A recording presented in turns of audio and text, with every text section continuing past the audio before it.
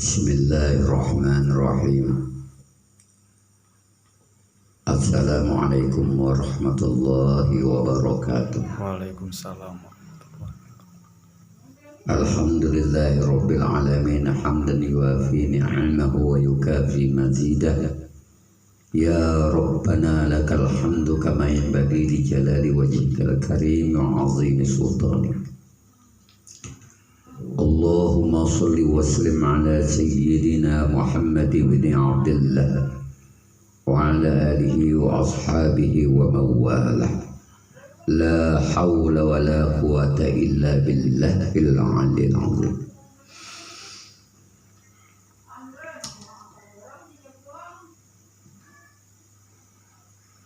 Yang pertama-tama yang saya ucapkan terima kasih kepada penuntut ilmu atau bagi yang menonton di YouTube saya. Mudah-mudahan ini menjadi suatu tontonan yang baik dan berpengaruh kepada jiwa kita, artinya berpengaruh kepada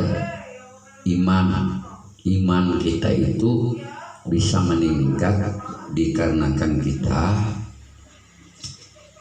beriman kepada Allah, beriman kepada Rasulnya dan kitab-kitabnya ini. Oleh karena itu ulun minta doa lawan pian beradaan. Mudah-mudahan apa nang ulun sampaikan ini membawa berkah buat diri ulun dan diri para penonton, sehingga menggugah jiwa yang tadi lelah dengan iman menjadi kuat. Para muhibbin rahimakumullah, maulid sudah habis, kelahiran Nabi sudah selesai. Sekarang yang kita pertanyakan, rajinkah kita membaca Al-Quran?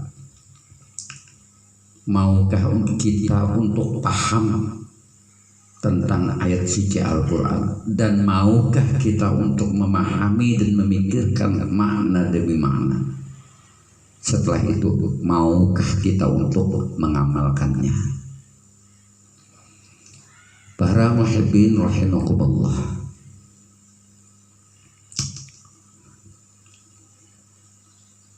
nah, di sini ulun ceritakan kembali tentang orang-orang yang beriman dan Allah memberikan janji, bahkan mengucapkan dengan kata a'udzubillahi minasyaitonirrajim, bismillahirrahmanirrahim, wa basyiril ladzi wa 'amilus shalihah anna lahum jannatin tajri min tahtihal anhar.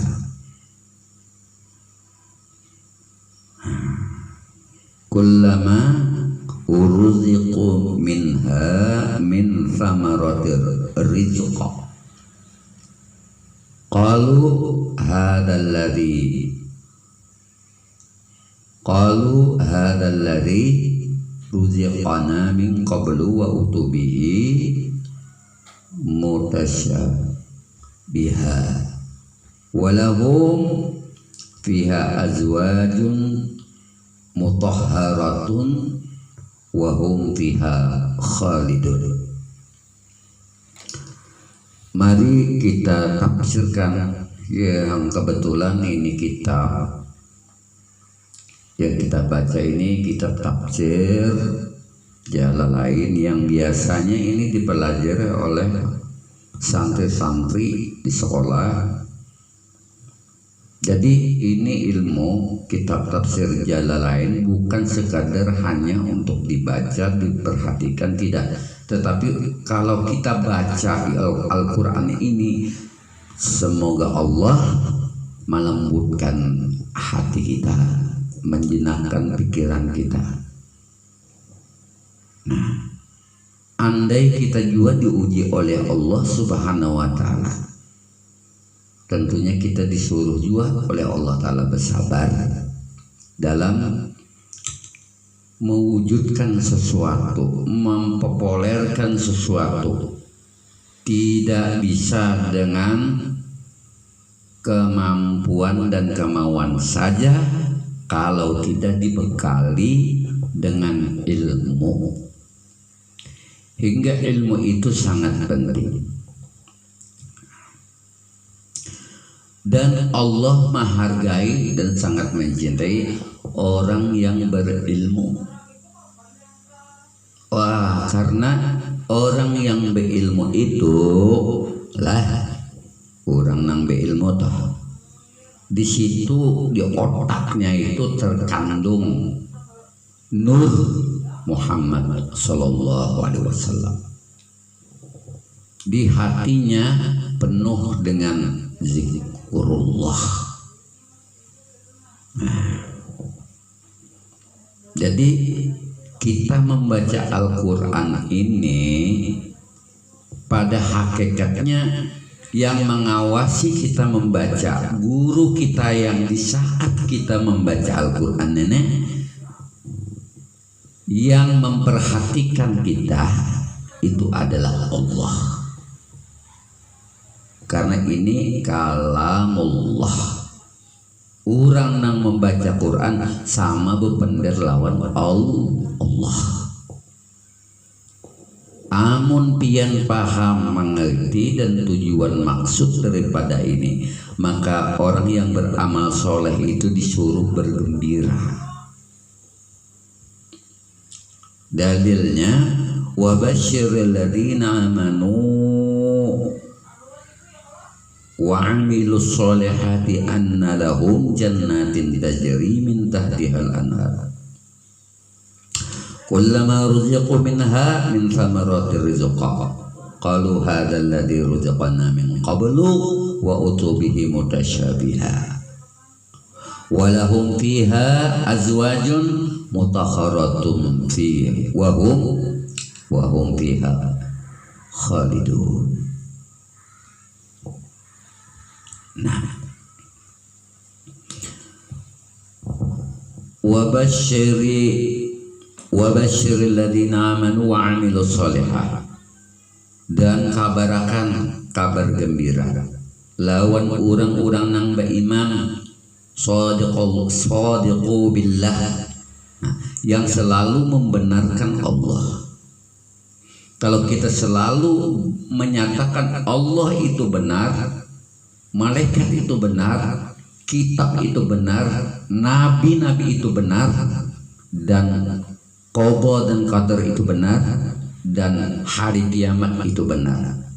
Selalu kita ini beramal nang baik, bakalakuan nang baik. Jadi wa'amilus sholihah, artinya kabarkanlah kepada orang ya Muhammad, sampaikan kepada orang nang katujuh membaca Al-Quran, kabarakan inya itu bujur kabe iman lawan Quran. Kalau inya termasuk dalam golongan shadiqu billah, yang selalu membenarkan apa yang dikatakan Allah sampai kepada Nabi, Nabi menyampaikan kepada sahabat dan umatnya, sampai lawan kita wayah ini. Kita membenarkan, yakin bahwa Al-Quran sebagai perpegangan hidup untuk mencapai keselamatan dunia dan akhirat.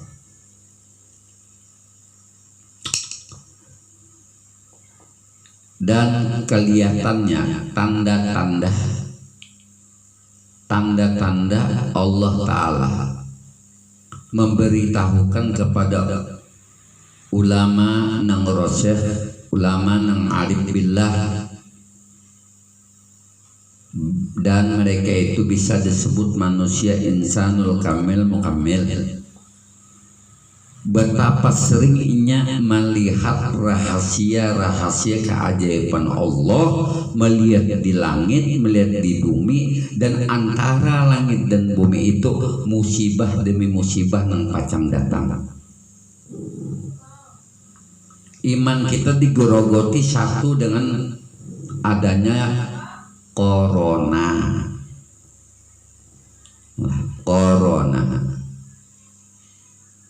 Tapi sebagai pendakwah, sebagai guru, sebagai ulama, mereka karena paham maka berkewajiban memadahakan lawan umat manusia, mengingatkan lawan umat manusia.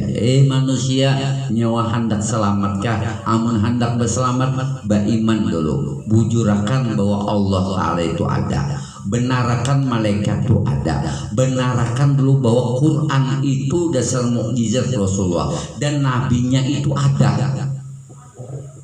Luruskan hati dulu ke situ. Tugas ulama, tugas guru, tokoh-tokoh, tujuannya hidup menuju shadiqu billah. Metode shadiqu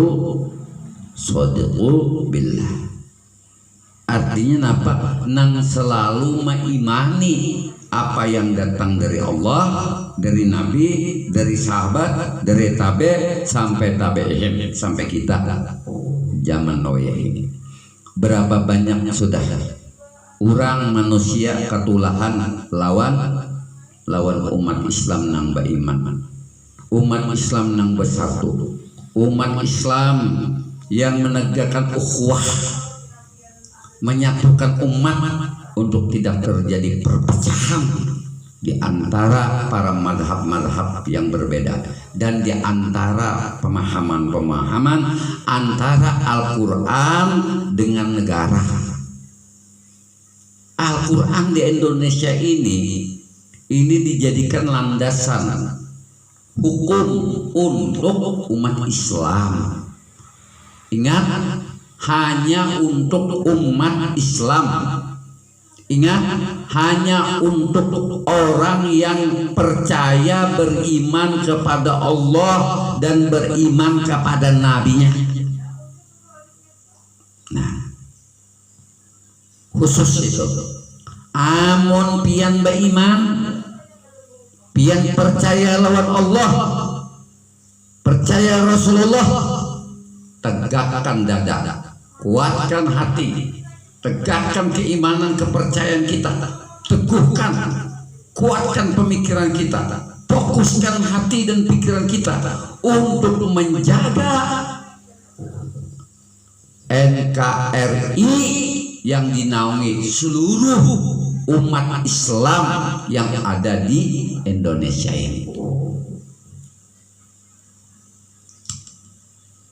Tujuan orang membaca Quran lalu berdakwah semata-mata hanya memperbaiki moral dan akhlak.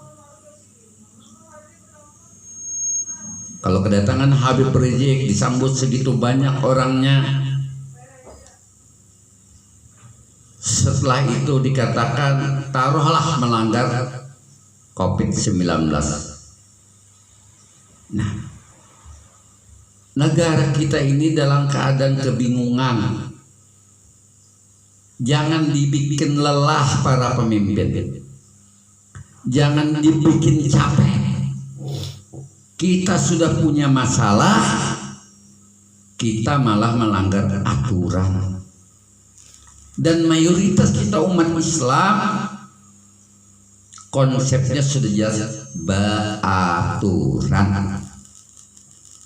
Bolehkah kiai berpolitik? Kenapa ada? Umat Islam wajib mengerti politik walaupun tidak masuk dalam ruang politik itu sendiri. Tapi umat Islam wajib dicerdaskan, ajarkan tentang muamalah, tentang siasat. Siasat itu dalam bahasa kita ya politik. Politik itu adalah mengatur bagaimana negara ini aman, rakyatnya nyaman, nang memimpin nyaman, dan dilihat oleh negara lain. Bangsa kita ini baldatun thayyibatun wa rabbun ghafur. Kita ingin wujudkan ini sehingga kita bisa bertoleransi lawan umat yang berbeda agama dengan kita. Kita menghargai mereka, kita sayangi mereka, kita rangkul mereka. Nah, tetapi betapa ironisnya Islam yang segitu banyak berkumpul pada saat-saat semacam ini, seharusnya ya itu tugas pemerintah.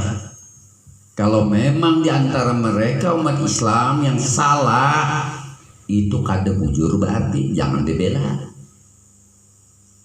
lah. Alimnya tuh orangnya tapi kada bujur jangan dituruti. Habibkah ulun ulangi lagi, Habibkah lamunnya kada bujur jangan diumpati. Ulamakah amunnya kada bujur jangan diumpati. Wali Allah kah amunnya kada bujur jangan diumpati. Ulun ulang, Habibkah amunnya kada bujur jangan diumpati.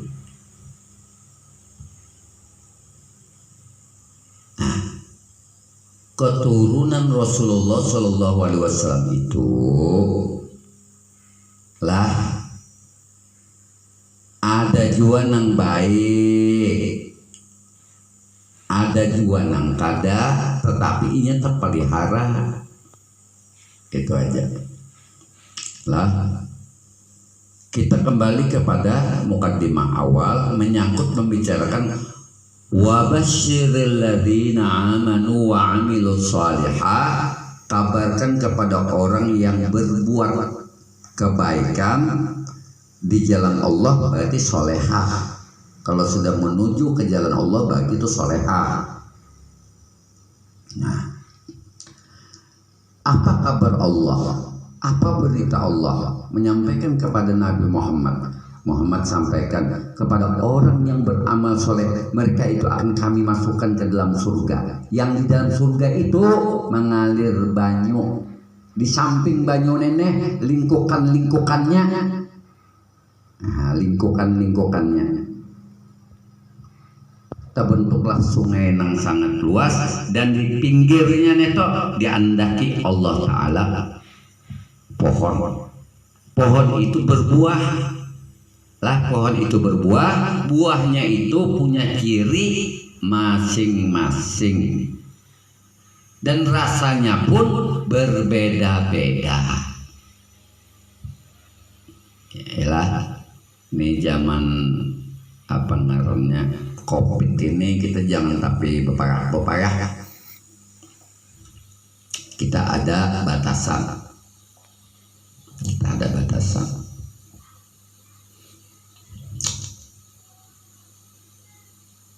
Nah, lalu kita menuntut janji Allah tadi. Ya Allah Ta'ala, kabarkan ya Muhammad. Di sini tafsirnya itu akhbar, artinya kabarkan. Kabar sudah bahasa Arab, jadi jaka bahasa kita tuh kesahakan Muhammad lah lawan orang yang berbuat baik aja, baik itu ulama nang baik aja, para habib nang baik, nang soleh, nang bagus lah. Nah, jangan sampai kada berbuat baik, jangan sampai melanggar batasan-batasan yang diberikan ketentuan oleh Allah Subhanahu wa Ta'ala. Memang ulun itu kadangkala terpikir tentang nasib bangsa kita Indonesia ini. Betapa ironisnya umat Islam seperti kena magnet, di tamsil besi itu kena magnet, disedotnya berikit. Tetapi dalam hal janji Allah itu nang kita tuntut. Jadi lamun kita sembahyang beribadah nang bujur, menjadi muslim yang baik, jadi orang nang beriman nang percaya terus menerus lawan Allah Ta'ala. Apa nang dibaca baik itu Quran maupun hadis, semuanya kita itu mahabbah lawan hadis, mahabbah lawan Quran. Mahabbah lawan Quran berarti cinta kita kepada Allah. Mahabbah lawan Nabi berarti kita cinta lawan Nabi. Amun cinta lawan Nabi, hormati keturunan keluarganya. Keluarganya itu maksudnya adalah ulama, habib yang alim lah, habib nang putih hati memperjuangkan bangsa dan negara lah, itu nang perlu kita jaga.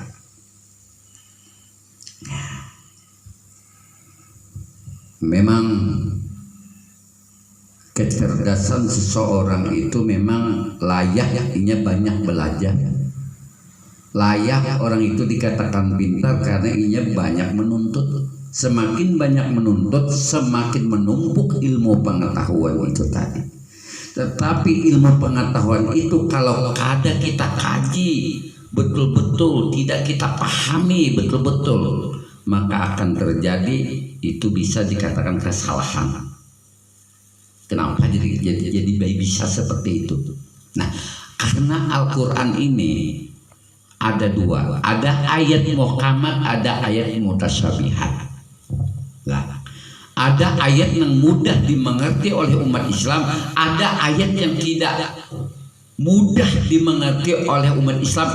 Yang mengerti itu hanya mereka yang ahli di bidang tafsir itu sendiri. Hingga kau membuka tirai. Yang sulit dimengerti itu apa? Alif Lam Mim, Toha, Yasin. Semua tafsir itu rata-rata mengatakan kalau Yasin, Allahu a'lamu bimuradihi, Toha, tafsirnya selalu Allahu a'lamu bimuradihi. Selalu seperti itu. Nah, tapi lihat ujung pangkal ayat itu tadi. Umat Islam memang disuruh oleh Allah Ta'ala bersatu. Kenapa? Karena Allah dan Rasulnya, Rasulullah pun mengatakan hanya kambing nang tak pisah dari kelompoknya nang bisa dijatuhkan imannya, bahkan dirungkuk, dijajah, baik itu tentang perilakunya, perbuatannya, karena tak pisah. Sekarang umat Islam, mohon maaf, umat Islam sekarang dihadapkan dalam keadaan dilematis.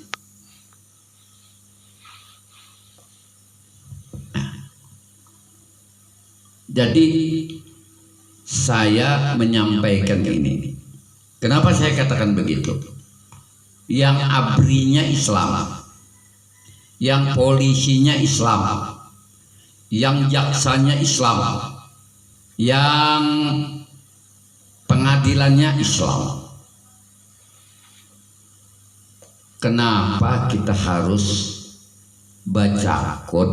Lebih baik kita mengadakan musyawarah atau tabayun di dalam menyikapi masalah-masalah yang ada pada umat.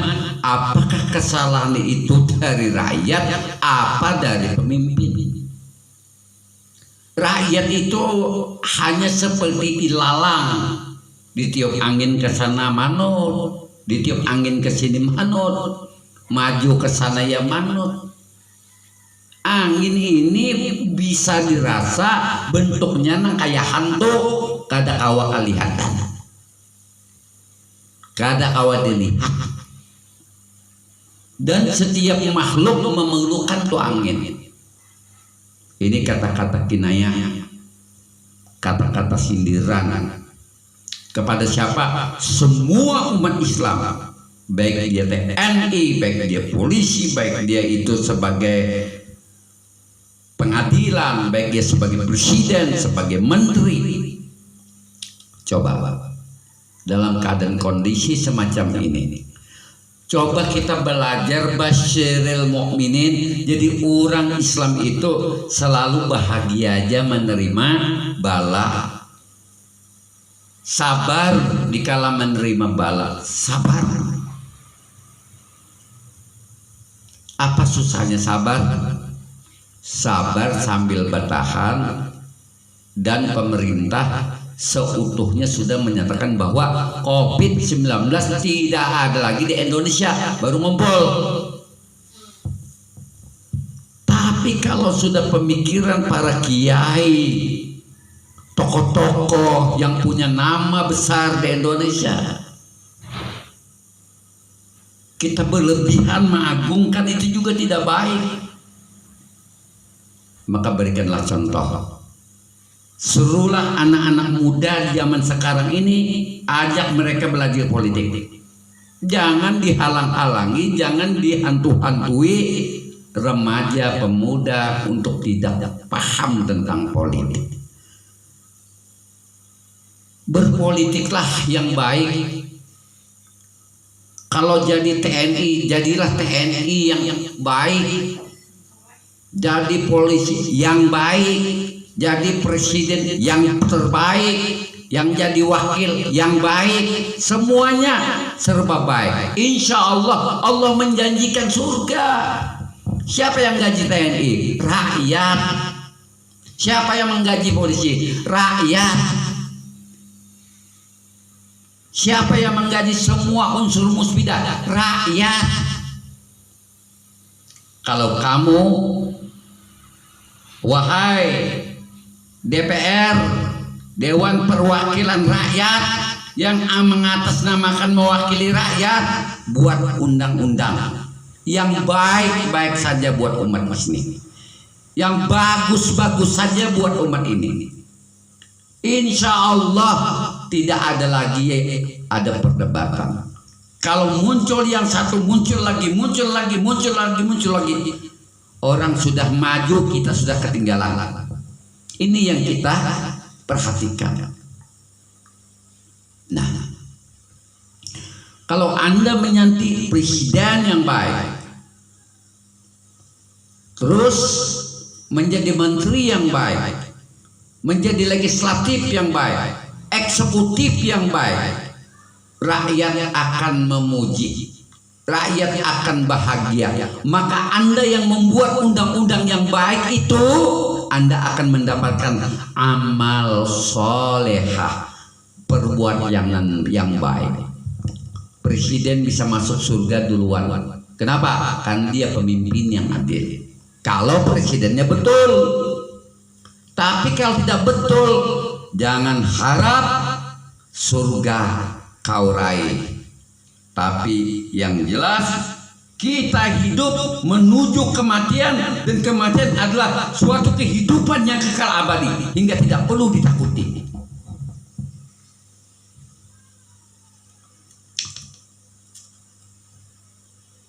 Saya menyampaikan ini dari hati nurani saya yang paling dalam, sesuai dengan tafsir yang saya baca, yaitu tafsir kitab Jalalain. Coba bayangkanlah, kalau orang sudah beramal baik, soleh, baik itu pemimpin yang ruang lingkupnya menyatukan seluruh Indonesia, terus legislatifnya mengayomi rakyatnya, membela rakyatnya, buatlah undang-undang yang bagus, yang baik, yang sekira-kira Islam itu tidak tercela, agama lain juga tidak tercela. Buatlah undang-undang yang baik. Itu tugas DPR. Membuat undang-undang, perda, peraturan daerah. Itu para DPR yang menentukan itu.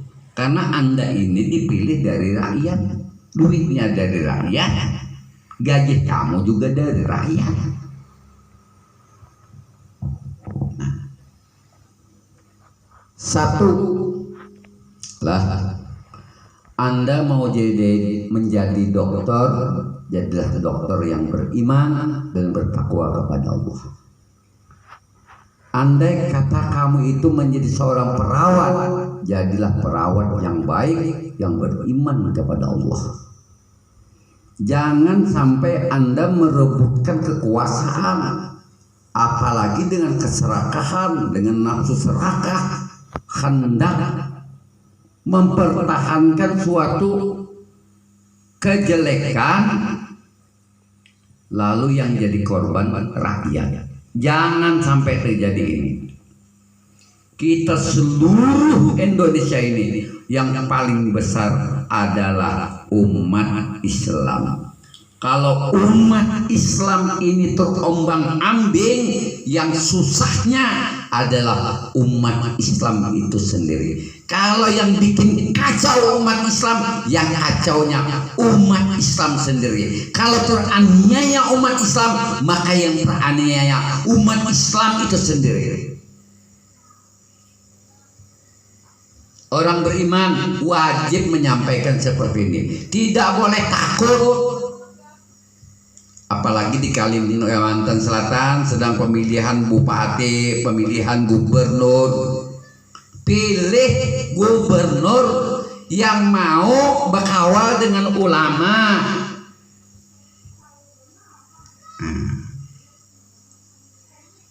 Pilih pemimpin yang mau berparak lawan ulama. Lamun nyok bakawalan ulama, tak umpat ilmu ulama, berarti warisan Nabi nang diunjuknya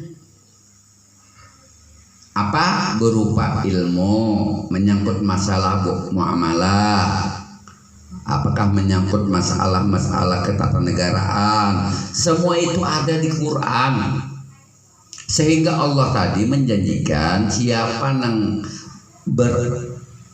beriman, beramal soleh, Allah beri ganjaran apa? Surga. Surga itu adalah suatu hamparan yang sangat indah. Di bawahnya mengalir air, dan mereka itu masuk ke dalam surga. Di situ dibuatkan mahligai yang indah. Ini yang berbicara nih Al-Quran, dan tafsirnya memang seperti itu. Hingga umat Islam sembahyang ada harapan untuk menuntut janji kepada Tuhan. Hingga kita yang rajin sholat, beramal soleh, beribadah, baik yang fardu maupun yang sunnah, kita mengerjakan itu karena ada harapan. Allah Ta'ala memberikan sudah sinyal kabar gembira, orang yang beriman dan beramal soleh itu masuk surga. Mereka makan makanan surga di dalamnya. Itu membuktikan rezeki itu sampai ke surga. Kalau rezeki itu tidak ada di surga, maka Allah tidak akan mengatakan samarati rizqal lakum, buah-buahan yang ada di surga situ. Artinya rezeki itu dari dunia sampai akhirat.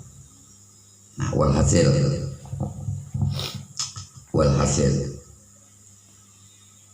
lah, mari kita ajarkan kepada umat, jadilah umat Islam yang terbaik. Kenapa? Di zaman sekarang kalau kita mau jihad di jalan Allah, maka jihad yang paling dahsyat itu adalah melawan hawa nafsu, meredam hawa nafsu, hingga tidak ada pada mulut ulama itu kata-kata yang kotor, kata-kata yang menyinggung perasaan sesama manusia, apalagi sesama muslim. Jangan saling sakit menyakiti. Kita adalah saudara. Toh kalau beda agama, kita sebangsa, senegara, sebahasa, disatukan dengan bahasa. Indonesia. Jadi program pemerintah untuk menyelesaikan COVID-19 ini laksanakan, cepat mungkin laksanakan. Segera semuanya diteliti. Itu ulama mau siapa tetap diperiksa. Dan saya sudah diperiksa. Alhamdulillah saya tidak kena corona. Alhamdulillah saya tidak kena corona. Diambil darah, alhamdulillah begitu di lab hasilnya negatif. Nah ini kita sudah periksa. Hidung diperiksa juga. Alhamdulillah kada apa-apa. Jadi intinya yuk, mari semua umat yang beragama, mari kita satukan bangsa Indonesia ini dengan menegur. Kalau mau menegur baik itu pemerintah, pemimpin, itu dengan cara yang baik, dengan cara yang sopan, dengan cara yang santun. Karena Rasulullah mengajarkan semacam itu. Beda. Rasulullah juga bisa sarik kalau akidahnya diganggu. Tapi ada Rasulullah itu toleransi. Yahudi aman-aman aja. Orang beda keyakinan sama beliau hormati. Nah, ini kan menyangkut masalah undang-undang, apalagi dengan kedatangan Habib Rizik, orang berbondong-bondong datang ke sana. Kalau betul-betul Anda cinta kepada Habib Rizik, betul Anda cinta kepada Habib yang alim, Habib Rizik. Kalau Habib dikurung, itu yang 3 juta itu bisa kada dimasukkan ke dalam penjara semuanya? Mau kada dompet masuk? Tapi toh kenyataannya Habib Rizik sendiri yang tak kurung dulu. Habib Bahar bin Smith tak kurung. Saya tidak pernah dan tidak mau mengatakan hukum di Indonesia ini tidak bisa ditegakkan. Tidak. Sebenarnya bisa. Sehingga yang saya harapkan TNI dengan ulama, mudah-mudahan jangan sampai ada bentrokan.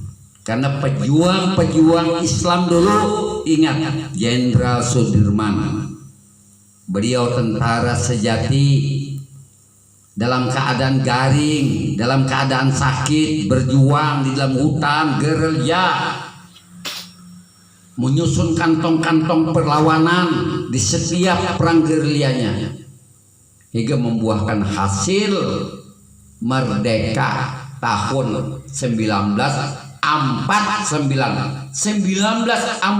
merdeka itu kita telah dikhianati oleh Belanda. Bahkan kita diadu domba, bahkan mata-mata orang Indonesia akun jadi pengikut Belanda. Itu pada masa itu. Dan Jenderal Sudirman menyerahkan sepenuhnya kepemimpinan diletakkan kepada orang sipil, yaitu Presiden Soekarno. Soekarno ngerti Quran, ngerti artinya.